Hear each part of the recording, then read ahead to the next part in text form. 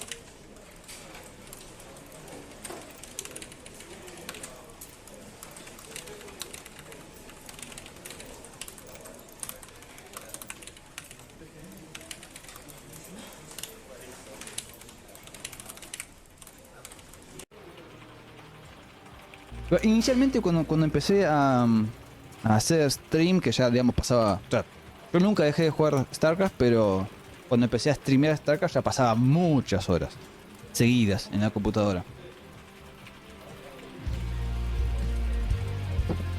Lo cual principalmente me causó problemas en los ojos, porque siempre fui medio delicado de los ojos, por el tema del ojo seco. Pero vamos a hablar de la postura, que esto muy probablemente le va a servir a algunos. No solamente por StarCraft, no, por el hecho de estar sentado mucho tiempo nomás. Bueno, igualmente esto depende, no todos los cuerpos son iguales. Lo que voy a decir me sirvió a mí. Esto no quiere decir que sea lo ideal para todos, pero algunas reglas básicas sí, son generales y sirven para todos. Al principio yo tenía uno de estos teclados que tienen como una bandeja abajo, que se puede, el teclado, cuando cambie la cámara lo voy a mostrar. ¡Cambia la cámara, enano! Bueno, de esos que tienen una bandeja y el teclado se puede meter así. Bueno, tenía una de esas. Y no solamente estaba el teclado ahí, sino que también estaba el mouse en un espacio extremadamente reducido. Porque la jugabilidad y el confort me importaban un rábano para el StarCraft. Literalmente no me importaban. Así a mí me interesaba mejorar en StarCraft. Me divertía jugando y ya está. Si ganaba bien y si perdía me da igual. La gracia era jugarlo. Entonces por mucho tiempo jugué así. Hasta que estuve muchas horas sentado haciendo stream. Mi stream más largo fue de 17 horas. Imagínense.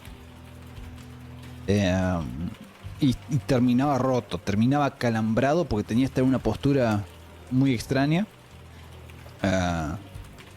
Así que la primera mejora que hice, significativa, que realmente me hizo sentir mejor de los hombros, porque siempre terminaba muy contracturado, fue poner todo encima del escritorio. Lo que pasa es que ese escritorio era muy chiquitito. Entonces el monitor y el teclado estaban demasiado juntos y tenía que estar en una posición muy extraña con el monitor en mi cara prácticamente. No, tuve que cambiar de escritorio. Así que cambié a este escritorio. Que de hecho este escritorio yo ya lo tenía antes. Y también tenía la bandeja de abajo para poner el teclado. Esa bandeja la tiré a la basura. No, de hecho la bandeja la tengo todavía, pero la convertí en repisa.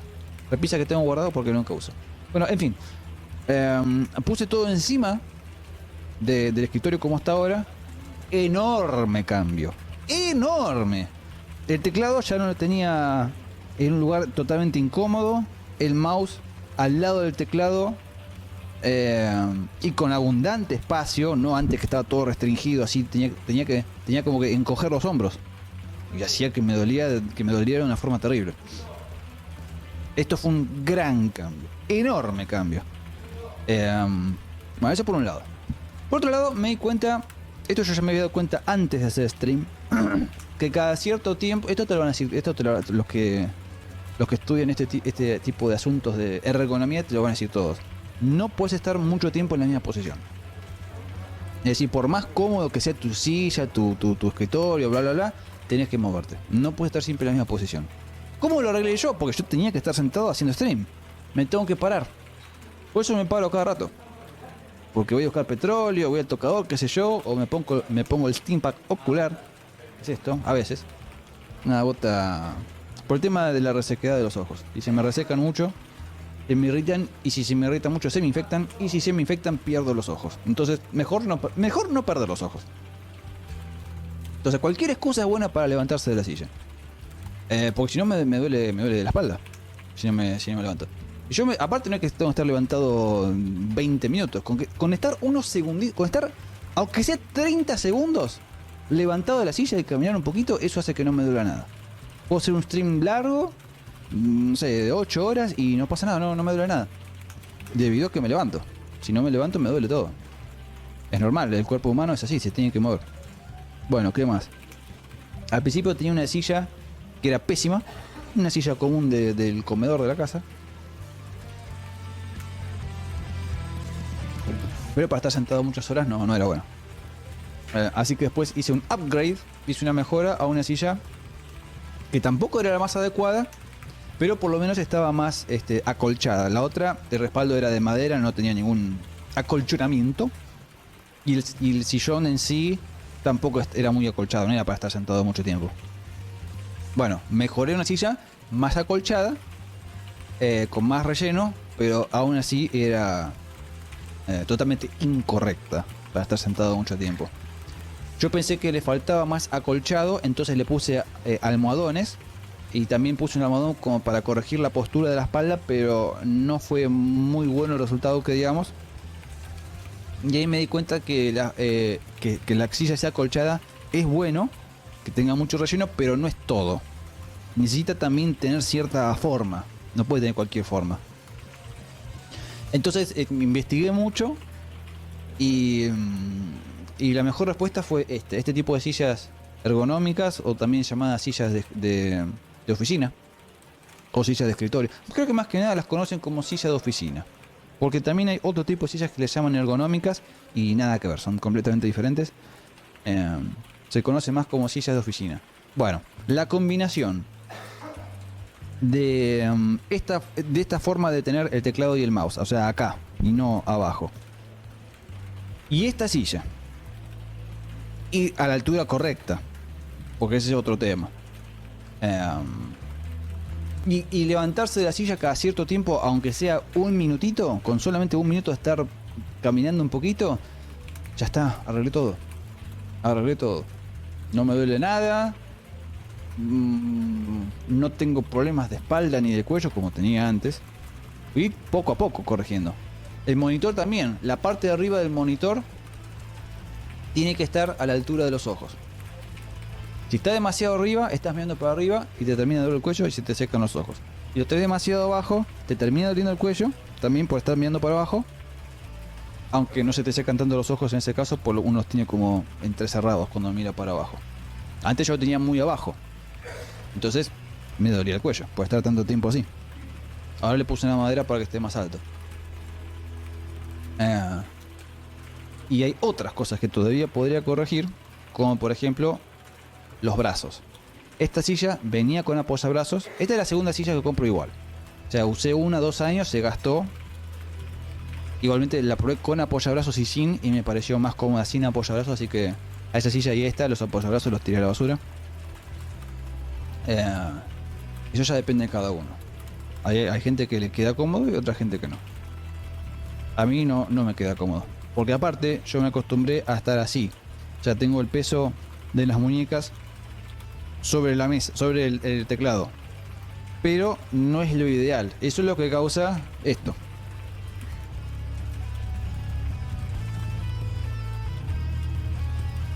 Porque todo el peso del brazo está sobre la muñeca todo el tiempo, durante muchas horas.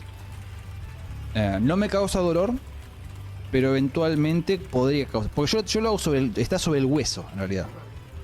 Como está sobre el hueso, no me altera, digamos, a los nervios ni a los tendones. A ver si no apoyo sobre la carne, apoyo sobre la puntita ahí en el hueso. Entonces, sobre el hueso, ¿qué me va a hacer? A lo sumo es endurecer el hueso, qué sé yo. Pero no me causa dolor ni molestia de ningún tipo. Pero probablemente a largo plazo no sea lo ideal. De hecho, lo que se recomienda es que el brazo esté flotando. Es decir, que no toque el teclado, o que apenas lo toque. Eso es lo que se recomienda. Y en algún momento tengo que hacer eso. Lo que pasa es que para hacer eso tengo que hacer modificaciones que en este momento me resultan altamente incómodas. ¿Cómo se soluciona eso? En mi caso, de 2 formas. Una es levantando la silla para que mis brazos automáticamente se levanten. Pero si hago eso, las piernas me quedan flotando. Entonces tendría que poner un reposapiés. No voy a poner un reposapiés. Lo que tendría que hacer es bajar el escritorio. Pero para bajar el escritorio, para no tener que subir la silla, para no tener que comprar un reposapiés, tendría que cortar los cajones del escritorio. O sea, tendría que anular un cajón para que todo esté más bajo. Tendría que mandarlo a la maderera. No tengo ganas de hacer eso. O sea, yo no tengo dolores o problemas como para que justifique. Algún día lo haré. No tengo ningún apuro. Ya hace años que estoy así, no me duele nada. ¿Por qué voy a cambiar algo que está bien? ¿Por qué lo voy a cambiar? Algún momento lo haré. Pero no me causa problema estar así. Y bueno, cuando haga eso, el monitor me va a quedar bajo. Así que nuevamente voy a tener que poner otra cosa de otro tamaño para volver a levantar el monitor. Los monitores que tengo yo no son regulables. Y solamente levanté el monitor que tengo enfrente mío. Yo tengo 3 monitores.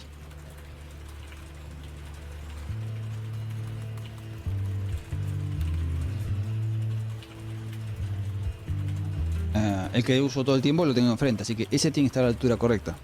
Los que tengo a los costados, da igual, si están más bajos. Les podría poner algo para levantarlos a todos, pero lo mismo. Debería, pero ¿qué importa? Si los miro muy poquito.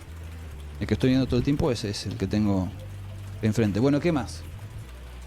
El ingrediente final que le hice a mi postura para no terminar roto después de estar sentado mucho tiempo en la silla, que resultó la cereza del postre, definitivamente hizo una diferencia muy notable, es el gimnasio.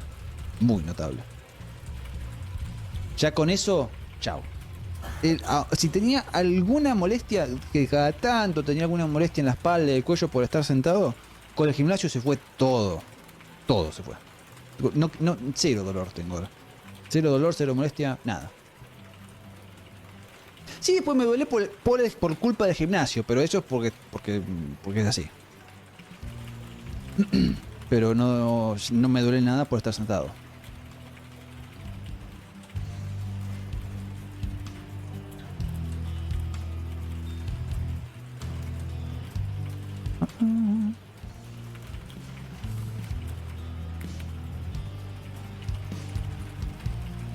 Brian, o poner almohadillas en esa parte de las palmas. A mí no me sirve eso. Lo he probado levantar así las muñecas con un apoyo abajo. De hecho, este teclado venía con un apoyo. Pero a mí no me sirve. Eso no quiere decir que a otra gente sí le sirva.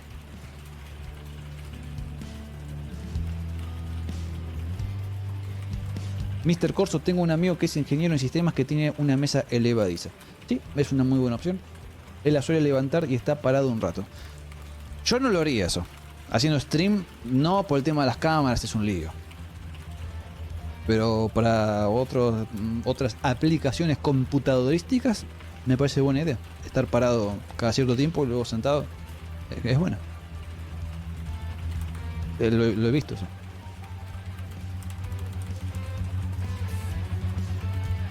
El Six sabe por qué 3 monitores, uno para el juego y el chat, pero el otro. En este momento tengo monitor principal para el juego, en otro tengo todo lo que es el software de streaming, que es donde leo los chats también, y las donaciones, y veo si hay un problema técnico en el stream, todo eso lo veo en ese monitor.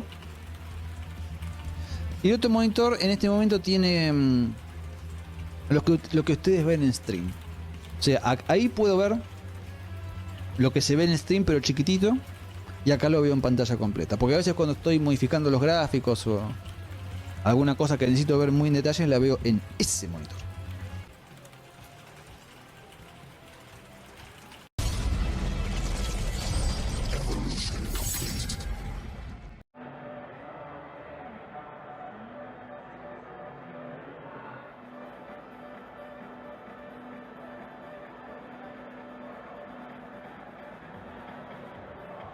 Let's go ahead and take a look at it. So as you can see, I have a very big one, 72 inch by 30 inch. And down here are the controls. You can make it go up and you can make it go down, but I pre-program my spots. So there's my standing spot that it's going to go up to. Being a tall Giga Chad, it has to go pretty darn high for me. And this is by far the highest and lowest that any desk that I've owned has been able to achieve. So if we go underneath here in a moment and take a look at it, we are going to see that this has some really great coverings for its motors. You can see here, this is a little magnetic strip that goes over the cords that allow it to go up and down, as well as this rack for sorting your wires. This has helped my cable management immensely. This is a gigantic rack compared to other brands where I was able to fit on so many cords that I use for all the various computer peripherals that I have in here. Absolutely love that cord management. And as you can see, I also have it so it can go back down into seating mode. It's just a wonderful desk to start off with and plenty of room for whatever you're going to do. Now, I know that I keep a pretty minimal desk setup, but this desk has a load capacity of 440 pounds. So no matter what you're going to use it for, it is going to be able to endure. Try to get a microboard, at least a 10 keyless board, so that you don't have to spread it way out next to the mouse pad. Like, you can get used to playing with your arms way apart like that, but I don't see the point in that. You know, I optimize for comfort and making everything feel natural. You know, I've played for like 27 years at a good level, and I hope to continue to do that forever. And part of that is optimizing the comfort. Now, as far as other boards go, I've used a lot of very, very good boards. Like, this is the new Pulsar one. I believe this has magnetic switches in it. It's a very good board, no doubt. This is the Razer Huntsman version 3 Pro, and it's a great board as far as a mechanical board goes. I had a custom one for a long time that I really liked as well. And any of these boards are going to do a good job for you, but the one that I keep coming back to after all of these years is the Niz Plum Micro 84. This is an unbelievably good board. It's taupe switches, which are basically in between just the regular plunger switches of the old DT35 and the mechanical switches of just any mechanical board. It's a much lighter sound, right? Can't really hear that, whereas way, way lighter than that, but I don't really care about the sound that much, although I do prefer it to be a bit lighter. The feel of the presses is very, very nice on one of these boards. And in fact, this particular board has an actuation force of only like 35 grams, so it's a very soft, easy key press. And when you're doing over 200 actions per minute, sometimes 300 actions, 400 actions per minute, with most of those being on the keyboard, having a very light key press is important. This board feels great. I've never met someone that's used this board that doesn't think it is a superior board for playing StarCraft 1 with. I would say that I would probably use this for just about any game. I know that there are some hardware advantages in StarCraft 2 because of high repeat rates and stuff for certain boards. So if you want to hold your button down to produce a million Zerglings at once in StarCraft 2, then that might not be the board for you. But this is the one that I keep coming back to, and I think I'm going to use it forever. Up next, let's talk about mouse and mouse pad. So as far as mouse pads go, I really prefer artisan mouse pads. You can see this is a little bit worn at this point. This is actually my third artisan. I've used the Zero, the Hien, and now this is the Raiden. The artisan pads stick to your desk really, really well without any sort of like adhesive, just having the smooth feel as you move across. As far as the exact smoothness of the pad, obviously that's going to go to your preference. But one thing that I have changed is with the Raiden, I switched to this from the Hien. The Hien is a little bit rougher, and I used the Hien because I thought it dialed in very well. This is an older mouse. I don't use this right now, but you can notice that I've replaced the mouse skates. I've used the Super Glides for a long time. These are, in my opinion, the best mouse skates you can get for a mouse, but it does get a little bit pricey getting Super Glides every time you're going to get a new mouse, especially if a mouse breaks. It can be really annoying to have those shipped in. And these are actually a little bit too fast in combination with the Raiden, in my opinion. So when I switched from using the Super Glides all the time into just the mouse feet that come with the mouse, I got the slightly faster Raiden mouse pad, and it was basically the same exact thing. So I think that mouse feet and mouse pad have a lot to do with each other as far as that goes. Now, as far as the actual mouse itself goes, I've used just about everything. The amount that I have spent and tried on mice over the years is honestly a bit embarrassing. I've really tried to zero in on getting the best mouse. And again, I think that there's a lot of marketing stuff that goes on with that like is not necessarily needed. Like, you don't need 35,000 DPI or whatever these numbers are getting to. As far as like really light mice go, yeah, I mean, you can get a light mouse. I prefer to have a slightly lighter mouse. But a lot of these lighter mice are getting really small in your hand, and you don't want your hand to cramp. It really kind of depends on the way that you hold your mouse and the size of your hand. But for instance, very few RTS players will use an actual fingertip grip where no part of your palm hits. That is a very rare grip in the RTS scene. And in fact, a palm grip is very rare as well. That's more in FPS games. For RTS players, it's almost always a claw grip, which is in between, where you're using a lot of your fingertips, but some part of your palm will probably hold the back of the mouse. So I think that you should get a mouse that fits in your hand correctly for your grip. If you have to scrunch up because the mouse is small, I don't think that that is a good idea at all. You want to, again, kind of maximize for feeling comfortable with the mouse, and trying to make sure that your hand actually fits correctly and you're not straining yourself. So I think a lot of the smaller super light mice are probably not the right ones for a lot of people. I've gone back towards larger mice over the last few years here. Another thing that I've done is I've gone away from the wireless mice. These mice are amazing. Like, this is the Razer Viper Pro version 2. One of the best mice I've ever used. I really prefer Razer optical switches in the actual buttons. They feel fantastic. It feels unbelievably accurate. And I have never had one wear down. I have the Razer Viper Mini from when it was launched, and I can still use it to this day. Just really, really high quality switches. So I do prefer the Razer optical switches more, but every single wireless mouse I've used over the years, they die after about a year. That's it. They just stop working. Something goes wrong with them, and it's become quite annoying. So I've actually at this point gone back to wired mice. And honestly, like, the cords that they make with these wired mice are unbelievably light. I can't tell the difference using the super light cord that's on these mice. Like, this is the Razer Cobra because they got rid of the Viper line and now it's Cobra, whatever. But I really can't tell with the cord. And, you know, you get one of the corded mice for like $35 to $50 and a wireless mouse for like $200 to $300. So maybe you really like the wireless and you want to go with that. But I find that the wired mice basically never die, are way cheaper, and you can't tell the difference as long as you get a mouse bungee. My mouse bungee is just a cheap one I got off Amazon. It's magnetic. It can hold 2 cords. I don't know what you would ever hold as the second cord, but I just utilize that, and it works perfect for me.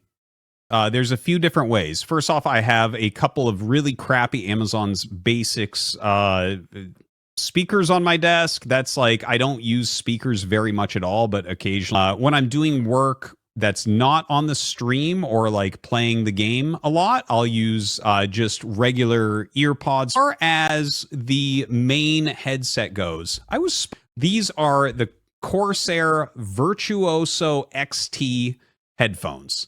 These are the most comfortable that I have ever tried. They sound excellent.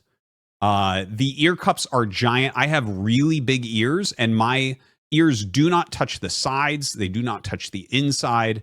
The head part is super, super comfortable. I've actually replaced these like foam pieces like 3 times over the course of like 6 or 7 years or something.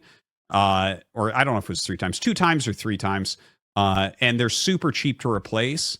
The sound is fantastic. It muffles just the right amount. So if someone needs to say something to me, I can hear it, but it blocks out most of the extra garbage sound that I don't want to hear when I'm streaming. Also to note, you can see how I have my headset kind of hanging there, and my ear pods are plugged in right now, but my wife 3D printed me this nifty little holder. So basically I have an extender for a 3.5 millimeter jack that's in there, and I can just plug and unplug at ease. One thing to note is, I know a lot of people probably like wireless headsets and whatever, but if you're going to monitor your own voice, you need to use the actual 3.5 millimeter cables or whatever it is that goes into the analog. You can't really use that other stuff and monitor your sound correctly. So big fan of that, and absolutely love this edition where I can very easily switch what I'm using to listen. All right, now for the Stream Decks. I'm a big fan of the Stream Deck, as is anyone who streams. Super, super useful for controlling your stream while you're gaming, so you really don't have to do much clicking around into your computer. So here I have the Stream Deck Plus, which also helps with my audio.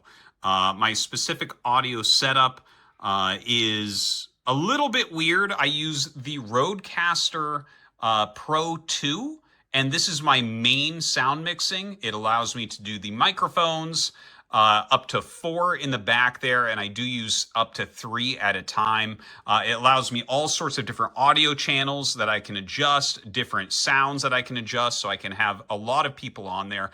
And this is my overall audio mixer, but I also use the audio mixing from this Stream Deck Plus. As you can see, I put games on there, I put the OBS sources on there, I put music on there, and that lets me dial those in really quickly without fiddling with these knobs. So I basically feed like the infinite streams that I can get from here into the Rodecaster, and from the Rodecaster into OBS for that sound. Now, the Stream Deck Plus only has 8 buttons, so it's not really doable. I've actually been trying it for a while and have it set up right now as my solo Stream Deck, but it just hasn't been working with only 8 buttons. It's just, you can't put enough functions on there. So the Stream Deck XL, I think, is a good call for that, although there is occasionally lag problems with this one, and I don't know why that is, but I've talked to other people and they've had it as well. Every now and then, I'll need to do like a restart because I'll press buttons and it will take a while for that to start up. Kind of weird, I don't know, but having the extra buttons is incredibly important. And now going down here, the most important of all, it is the Stream Deck pedal. This is how you skip annoying donos. Very important. You can do this while microing against zealots. For my microphone, it's a little bit boring because everyone basically uses the same thing. This is the Shure SM7B. It's just like the best microphone that you can get. And the only thing I ever have to do with this is occasionally replace this when it gets like too dirty or something. You know, that's it. And it's super cheap to do. Sounds absolutely fantastic. You can't beat it. The mic arm, this one is the Rode PSA 1 Plus. And the reason why I got this one is because, well, it had good reviews and everything, but it's super, super long. I have a very wide desk and I like to mount it on the side. I don't want it getting in the way, and I can just tuck it away super, super easy. One thing to note is this one is so strong, it has never budged when I was using it. I have used mic arms before where occasionally it'll droop. It doesn't matter what angle I put this thing at. It works perfectly every single time. I've been using this specific one for 3 years now, and I haven't had a single issue with it ever. Still works like it's brand new. All right, so I use the Rodecaster Pro 2 so that I can plug in more than one microphone. I actually got that quite a long time ago. You know, Tastes and I have been casting ASL together for a long time, and we started out with these mics. This is the Audio Technica BPH S1. This is like the perfect balance of quality versus cost. These headsets, like if you go about a step up from these, the headsets start costing like $1,000. These were like about $200, and I have 2 of these. So it's really nice because, for instance, Tastes and I have the exact same headsets that we'll cast on, so we just sound exactly the same during ASL as opposed to trying to balance completely different mics with different audio qualities to them. Also, if I have someone else over, oftentimes we'll each use one of these headsets so that our voices line up really well. It is a fantastic headset. It's not as comfortable as something like this. Its sound is not quite as good as something like this, but it is a fantastic balance for a headset. My chair is the Flexi Spot. Let's take a look. So the headrest is unbelievably flexible. Look at this back. You can move it to any size to fit you just perfectly. Absolutely awesome. The lumbar support is second to none. This really makes a big difference compared to a lot of gaming chairs. Of course, you can make this seat as deep as you want, which is fantastic for adjustment. But the most adjustable thing are the arms. The arms are unbelievable. You can't not find exactly what you want as far as where you want the arms to go. We also have a very comfortable seat overall. So let's talk about my monitors. I do a 3-monitor setup, as you can see. And this is a newer way that I've been doing it recently. It is way better this way. So this is my main gaming monitor. By the way, all 3 of these are BenQ monitors. And these 2 over here, I believe they're 24-inch. I got them as the standard back quite a few years ago, because that is what all the tournaments were using. These were the exact tournament monitors that basically every StarCraft tournament was using at the time. I like the size of them. It's fantastic. But I love having one monitor vertical. As you can see, it's awesome for like setting up multiple windows over here that I might need to check. Like I might have like moderation up here, shield battery servers down here, something like that. Obviously the middle is my play screen, and over here I keep OBS, where I can just kind of keep track of what's going on as far as like donos coming in, chat, what I'm showing on screen, all that good stuff.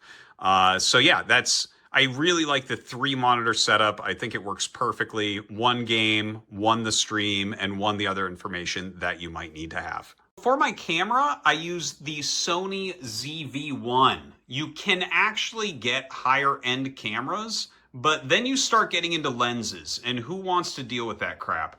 This is the best camera that I can even imagine. I honestly like it better than a lensed camera that I've tried. It's super easy to set up, and it's so useful. Like occasionally I disconnect this to help film videos like the one you're watching right now. Obviously not this time, but it is just a badass. I've had it for so long, and it shows no signs of wear or tear. It works as well as the day I got it.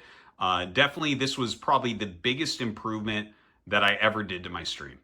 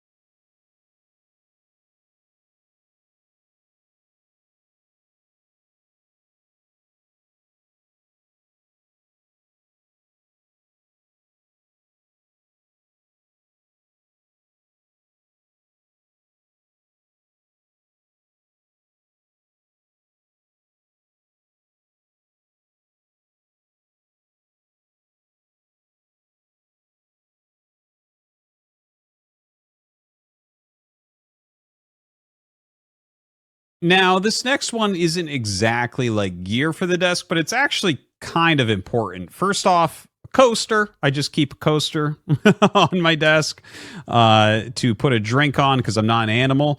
But the second one is a little bit cooler than that. It was on there pretty tough.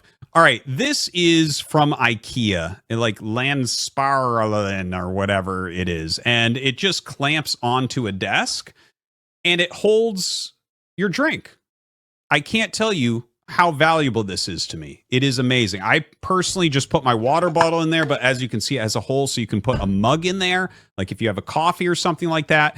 But the fact that this holds the drink off of my desk is saving me all the time. I can't tell you how much equipment I have destroyed by knocking a cup of water or coffee or juice or whatever it is over onto my electric equipment in the desk. You know, you're playing quickly, you lose to a rush, you act like a baby, you knock everything over, and then you have to buy a new keyboard. Don't do that anymore. This is a wonderful device, and I just keep it on the edge of my desk, and nothing's destroyed anymore.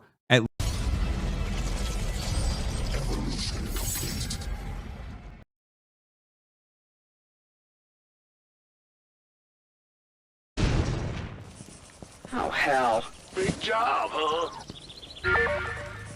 Huh? I can't build it. Something's in the way. Oh, that's just great.